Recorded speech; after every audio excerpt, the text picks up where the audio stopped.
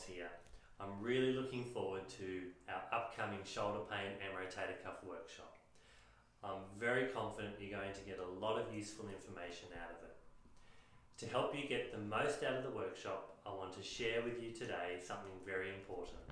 It's about the rotator cuff, what it is, what it does, and what happens when it's injured.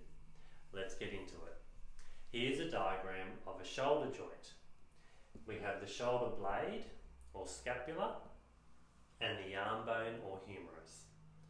The shoulder joint is formed from the connection between the socket on the shoulder blade and the ball at the top of the humerus.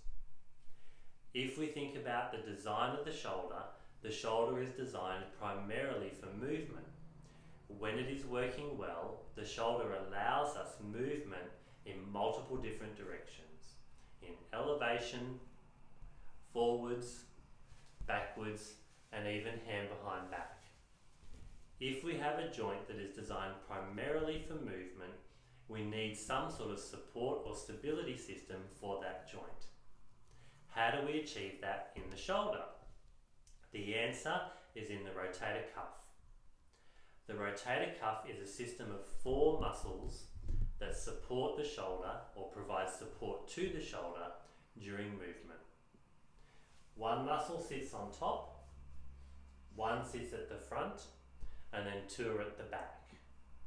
The 4 muscles work together to provide support to the shoulder when you move, and there is a bias towards one or the other depending on what you're doing with the shoulder.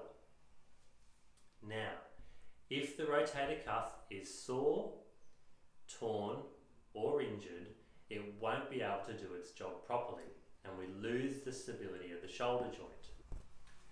This top muscle, supraspinatus, is the one that is most commonly injured, and you may have an ultrasound or MRI that shows a problem in this area.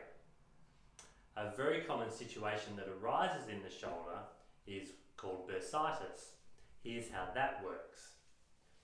If the rotator cuff can't support the shoulder when you lift the arm away from your side, a very common thing that happens is that the ball ends up riding high in the joint. If the ball is riding high in the joint, it'll squash the bursa, and if that happens repeatedly, the bursa will become swollen, inflamed, and irritated.